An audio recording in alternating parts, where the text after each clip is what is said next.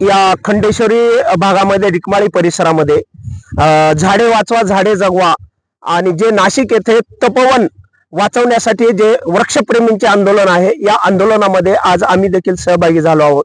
आणि खरं तर बीड जिल्ह्यामध्ये हे तपोवनाच्या जे मोठाली झाडे तोडणार आहेत आणि ते तोडून नवीन 15 लाख झाडं लावू म्हणणारे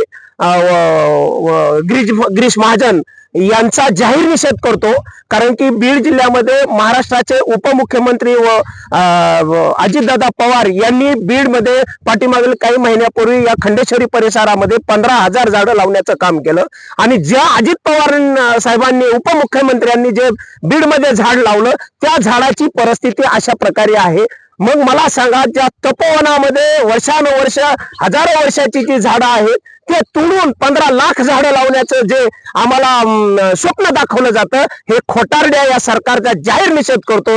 कारण की वास्तविक पाहता सरकारची नीती दाखवण्याचे दात वेगळे आणि खाण्याचे दात वेगळे आहेत। कागदावरच यांच्या योजना राहतात आणि ह्या योजना त्या तपोवनातील एकही झाड तुटलं नाही पाहिजे, साधू संतांचा मान सन्मान केला जातो, पण साधू संत हे जंगलामध्ये राहतात, झाडं वनस्पती खातात, त्या वनस्पती आणि झाडांचा सत्यानाश होऊन साधू संत देखील खुश होणार नाहीत। पण ह्या पापी सरकारनं भूमाफियांना जमीन त्यांची घशात घालण्यासाठी हा आडंबा घातलेला आहे आणि हा जनतेनं हाणून पाडण्यासाठी बीड मधील देखील वृक्षप्रेमी आज त्यांच्या त्या आंदोलनामध्ये आणि सयाजी शिंदेच्या आंदोलनामध्ये आम्ही त्यांच्या आंदोलनात सहभागी होऊन त्या आंदोलनाला समर्थन देतो। जय हिंद, जय महाराष्ट्र।